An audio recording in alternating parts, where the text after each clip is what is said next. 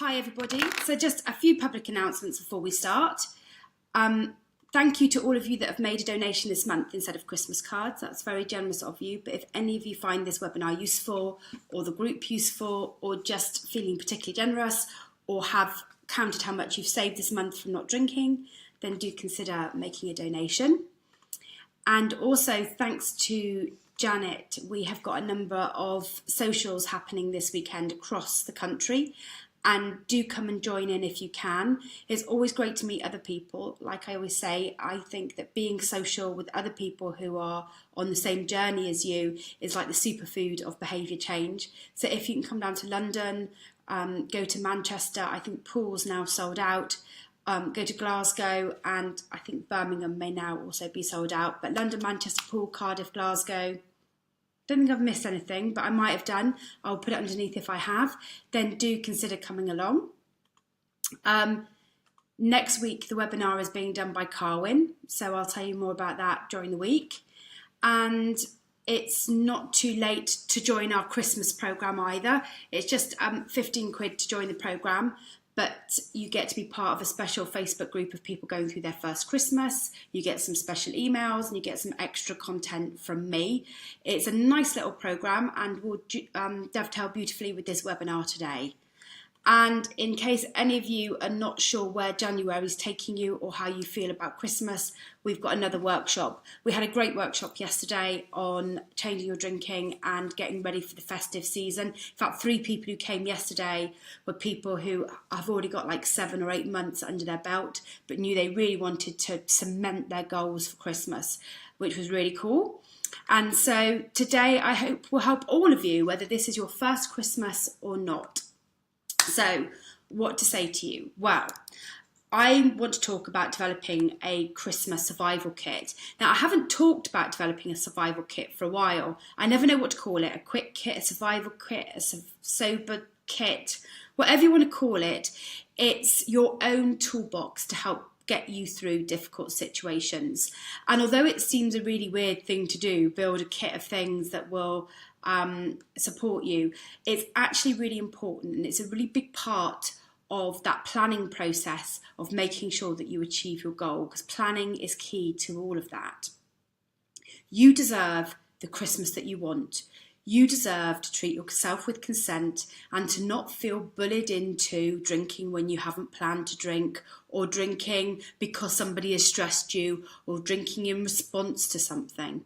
You deserve to get through Christmas and it to be the Christmas that you want. However hard it may be doing your first Christmas alcohol-free, this is still your goal that you're working towards, and Christmas shouldn't put you off track. Now, I know that's easier said than done, but what I think is worth doing is thinking about what are the impacts of getting through Christmas without drinking or sticking to your moderation goals. The impact is that the whole rest of 2018 will be a whole load easier after this, because this is the most difficult time of year. This is a time of year where there's advertising everywhere telling you how awesome drinking is, where it's absolutely perfectly acceptable to have Bucks Fizz for breakfast in the mornings at work. It's a time where everyone will open a bottle before you've even walked in the door, even if it's, an occasion where you would not normally have expected it. It is the time of year where excess is accepted, excess is sort of encouraged, and where you will have triggers left, right and centre. So if you can get through Christmas and stick to your goal, then you will actually be notching up one of the biggest and most important firsts and making yourself more resilient for the whole year ahead. And I can tell you, once the first Christmas was over and done with, everything was plain sailing after that for me. So it's really important that you take some time to guard your sobriety goals this Christmas, that you allow yourself the time to make sure that you can do that, and that you tell other people what it is that you need from them in order to succeed in the weeks that we've got coming up ahead of us. 4 glorious, wonderfully tinselled, bloody weeks coming up ahead. So what I want you to all be able to do by the end of this webinar is to be able to go away, write some lists, and know what you're going to go and do in terms of shopping for things for you that you know that you'll need over the Christmas period, and maybe book some things that will be important for you over this period, and maybe have some conversations that are important for you over this period. But whatever you do, you'll be coming out with a load of plans. And this is really, really worth you spending some time on now over the next, it's probably only an hour's work, but it's an hour that will pay off in dividends over the next 4 weeks. So don't put it off. Do put that time aside for you. Do see that as a really important part of your plan ahead. And do make sure that whatever you decide after this webinar today, that you write it down, you have it close at hand, and that you review it often. Ooh, I should write that down because that sounded really clever, didn't it? You write it down, have it at hand, and review it often. Oh God, this is like how proper people write, isn't it? I'm sure that's how they do it. Anyway, so why do you need a survival kit? So you'll be better planned, the more likely you are to achieve your goals. It can be tempting to say, and it's actually a really difficult time for ambivalence creeping in, because you can begin to say, well, I'll have Christmas off. It is a holiday after all. Or because you feel you've managed the last 8 or 9 months, that you deserve a break from the hard work of changing your drinking. And so why not have a few over the Christmas period?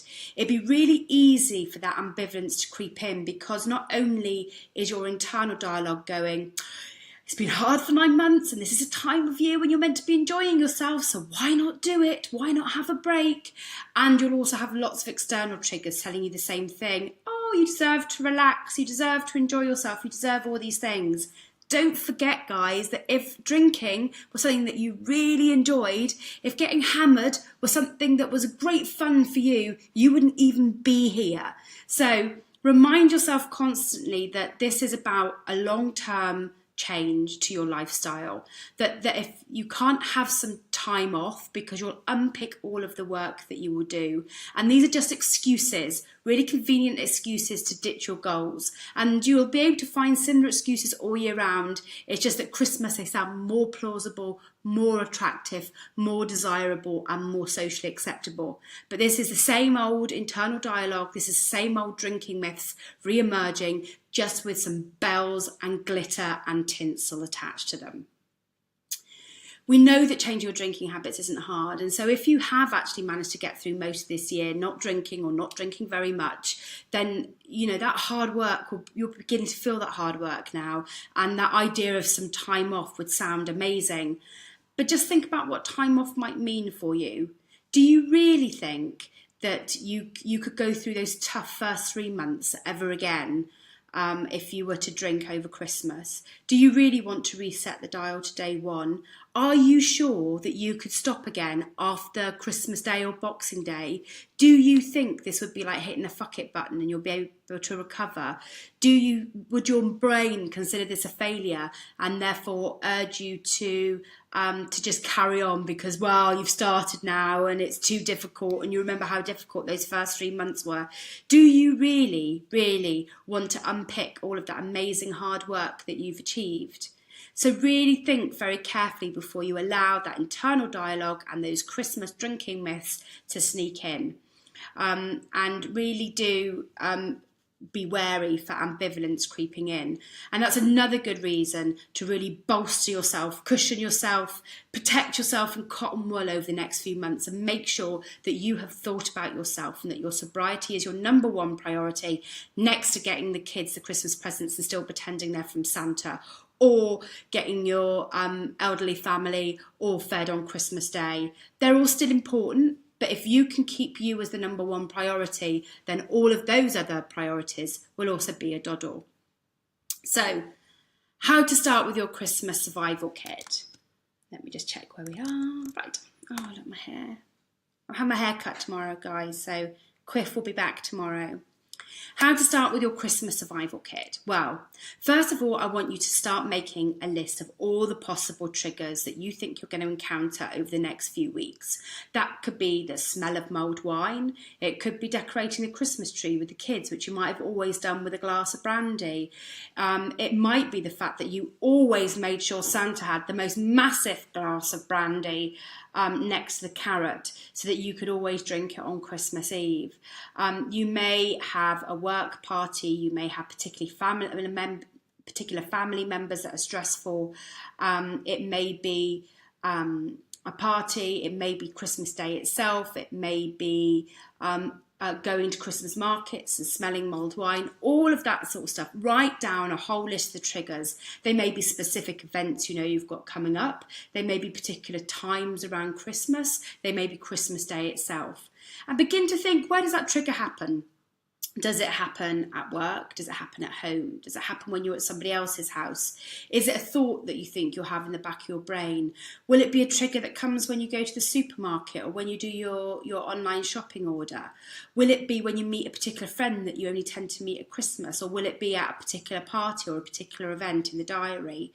Will it be, it might be a surprise thing that you hadn't encountered, like somebody offering you mince pies and wine at the school gate.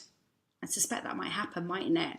Or something. List anything you think that might possibly happen that could be a bit of a trigger for you over the next week, next few weeks. It could also be that you're tired, that you're angry, that you're stressed, that you're fed up with particular family members. It could be that you get a bit of feeling of FOMO, feeling left out because you're not drinking, and those feelings are triggers too. So don't just think about things, but think about emotions that you might go through. You may find that you've been running around shopping and you feel tired, or you feel thirsty, or it may be that you feel hungry at particular times because you feel so busy. Yesterday in the workshop, somebody said that they know that by the time Christmas lunch comes, they're always hungry.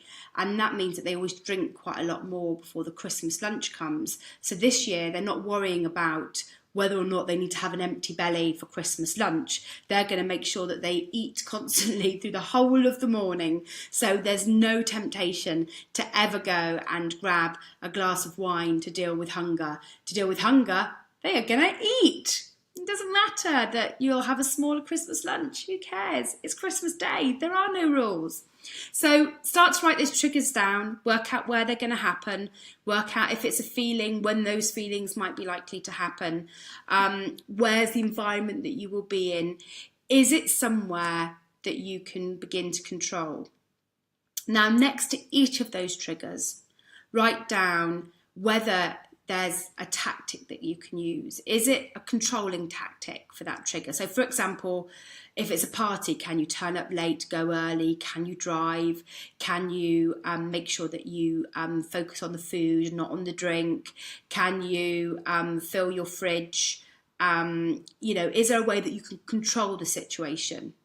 Is there a way that you can avoid it? Are there some things that you're just going to say no to this year because you've decided that they will be too big an urge, because actually you never liked going to them anyway, and so you drank to be there, so now you'd just rather not go? So is it something you can avoid? Can you say this year to your friend, actually this year, let's not meet for a drink, let's do it in the new year instead? Can you avoid it? Can you escape? Is it a situation where you can have an escape plan, so you can leave early or find a reason to go, or to take some time out and leave? So escape is a strategy. Is it somewhere where you can replace? So for the mulled wine that everyone else might be drinking, can you have your own version on the stove? Can you have your own alcohol-free drinks in the fridge? Can you, instead of sitting in front of the telly, do something more active that involves your hands? There may be ways that you can replace, keep the tradition, but replace the substance that you use. So begin to think through all those triggers and decide what type of tactic you might want to look at using. There's also the ability to understand and accept that sometimes you're in a situation that you can't do any of those things with, but it's interesting to reflect on how you feel. I do this quite a lot now because every now and again I do get that feeling that I want a drink, and it's very rare, but it does happen. And when it happens, I don't have any control, avoid, escape, replace tactics anymore. Now I just have that's interesting.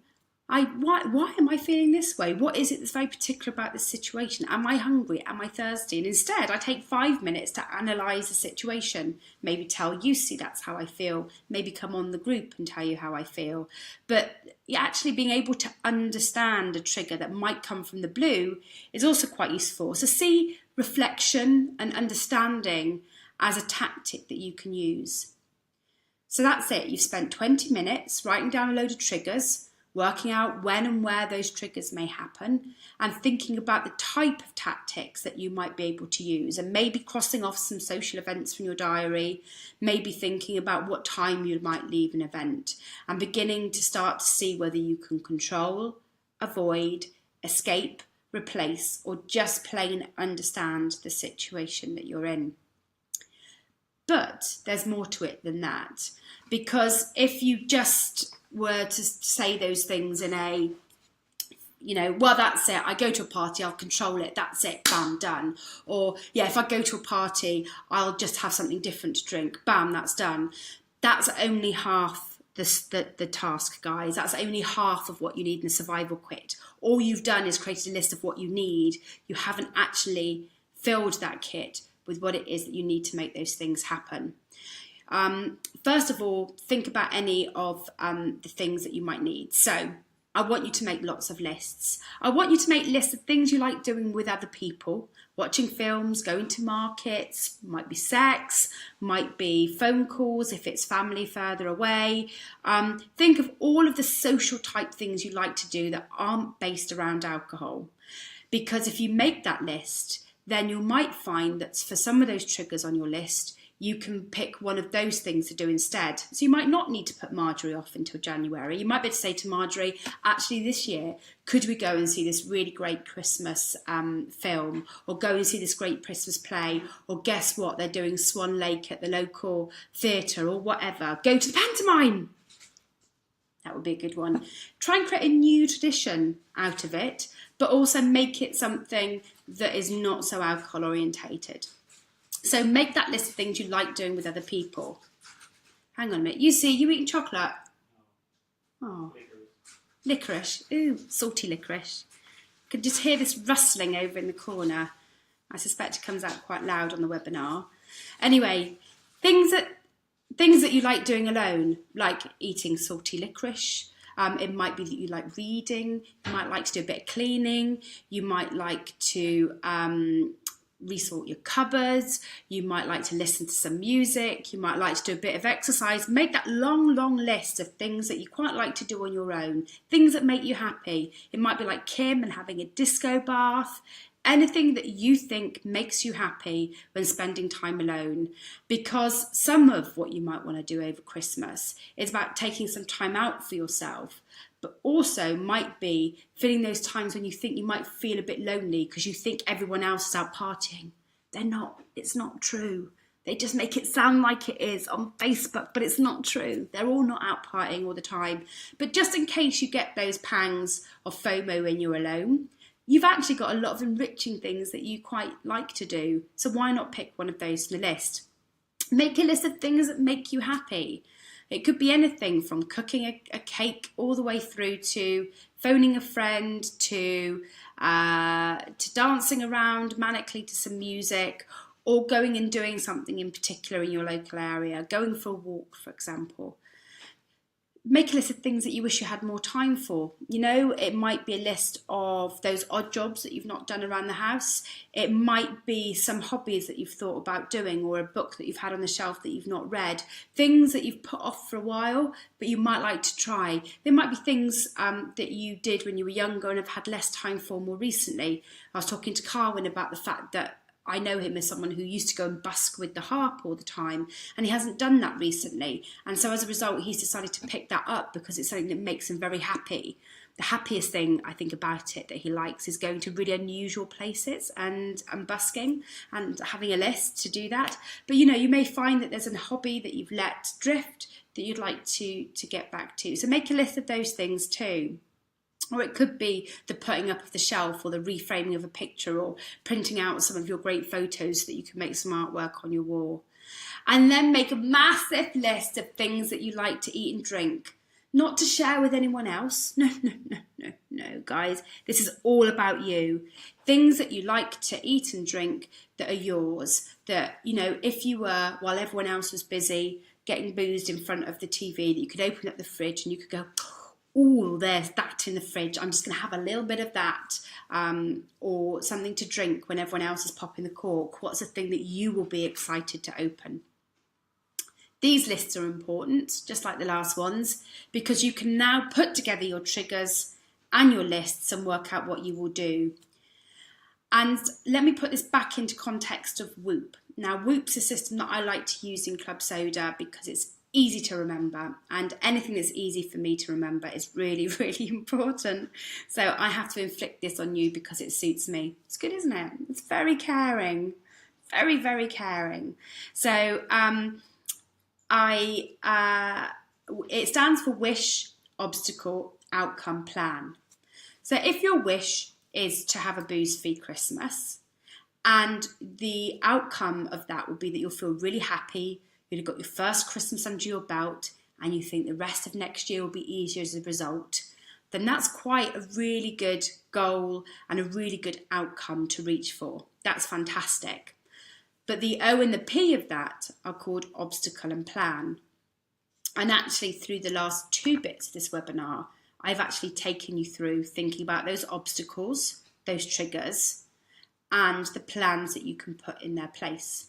And so now I want you to put them together.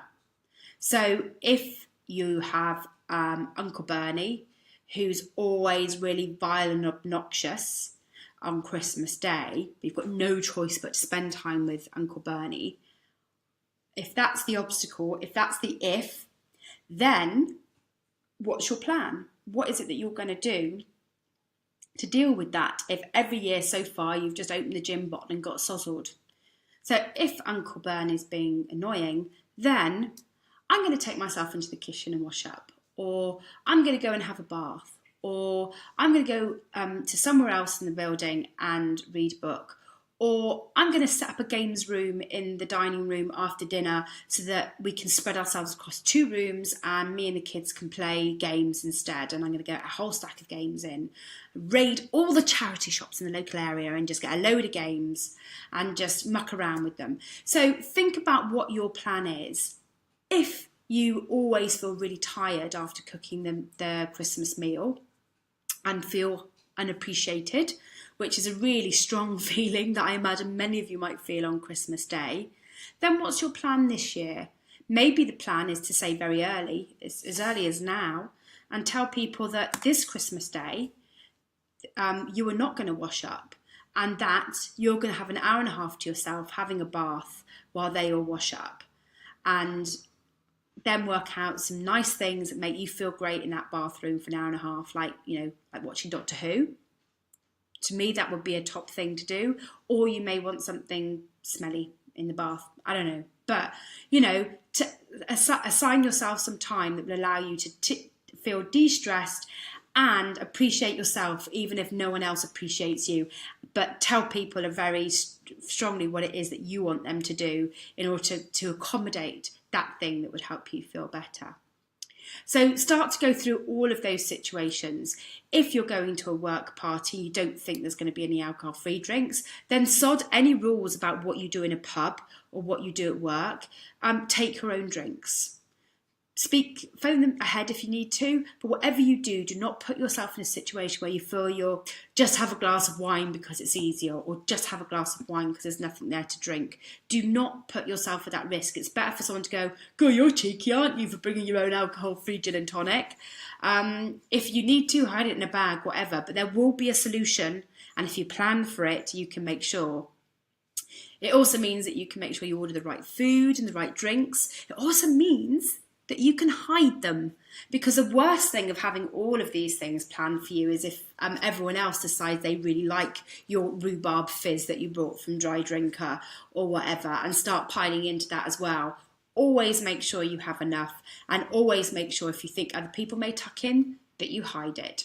Don't feel guilty, don't feel embarrassed. This is about you and your health and getting through a time of year where everyone else, without knowing it, is putting you under immense pressure because they are just falling in with the crowd and the marketing and all of the, same as last year routines. This year, you're shaking up the routine, you're disrupting it, and you're doing it for you. And you don't have to give anyone else excuses, and you don't have to feel guilty for protecting the things that will keep your sobriety and your goal in shape. It's really important that you feel that this is a time where you don't only have to plan, but you have to protect. I'm going to put that down. Protect. There we are. I remember to add that to the end of the blog. And, you know, it is important. So I'm going to check, right, if any of you have got if any of you want to see Disco Bath, if you type in Disco Bath on the Club Soda website, joinclubsoda.co.uk, you will actually see a video of Kim's Disco Bath. Not with her in it, I hasten to add, but I wouldn't have put it past her. So there we are. Right, just checking there aren't any questions. This does apply to New Year's Eve as well. That's another big trigger. I will do some more stuff on New Year's Eve, but don't underestimate the need to plan for this as well. And remember, this is your time. It's a special time of year. Everyone treats it as a special time of year, but just because they think getting completely rat-arsed is a sign of being special, it doesn't mean you have to think that too. Special is you feeling happy. Special is you not feeling guilty. Special is you not feeling embarrassed by having got drunk the night before. Special is waking up the following morning and feeling really happy. It may also mean that you want to plan things for Boxing Day so that you can jump out of bed full of energy and know that there was a really good reason why staying sober on Christmas Day was really important for you. Okay, so remember, this is all within your power. You can absolutely nail this, but the more you plan ahead, the more you'll be able to nail this. And so for those of you in the Christmas Sober Coaching group, we can talk about this a bit more and share, but everyone can do that in Club Soda together, so do try and do that. Next week is Carwyn's webinar, and he'll be sharing his tips for Christmas. No, wait a minute. Yes, that's right. And then on the 17th is Helen again, going through her Christmas tips for moderation and alcohol free. Then I will be doing a webinar on Christmas Eve at 10 in the morning. And I'll be doing one on New Year's Eve at 10 in the morning as well. So you'll notice it's a bit earlier, but I wanted to do it early enough in the day so that because I can imagine drinking might start quite early on those days in some of your company. And so I want to make sure that you're totally bolstered for those 2 days. So you will have those webinars as well there for everybody to do. Like I said, it's not too late to join the coaching program, but I want you to know that, every year this gets easier. So getting your first Christmas under your belt is really worth it. It will really, really make a difference to taking you through the next year ahead. And you know what, guys? This isn't about not enjoying Christmas. It's about enjoying Christmas more. It's about having energy for the whole 4 weeks and not just a declining energy the more sozzled you get over the process of a month and then feeling guilty afterwards and needing to go on a big fitness drive. This is about sustaining yourself, about sustaining habits that are good for you and that you clearly want over the next, 4 weeks and then months after that ahead. And you can do it. I know you can. And even if you have a slip up, picking yourself up straight away and getting back on it, regardless of the time of year, is really important. In fact, once again, if you can pick yourself up really quickly over December, then your chances of having a longer sprint and making sure that you can achieve your goals gets ever, ever closer. And then lean on the group. We're all here. Loads of us have now done a number of Christmases. You've got people like Susie and Joe and Jill who are now on their 3rd Christmas. I might be wrong. And Janet on her 2nd. And loads of you who've got experience. I can't work out what one this is for me. I think it's my 6th Christmas. 5th Christmas. I'm not very good at Christmas generally, to be fair. The fact I'm going home and actually going to cook a Christmas lunch this year is quite a biggie. So anyway, ask any questions, take care of yourself and start to make those lists and share them with everyone else in the group. And I look forward to seeing you, and I look forward to seeing all of you that are coming to London on Saturday. Okay, bye guys.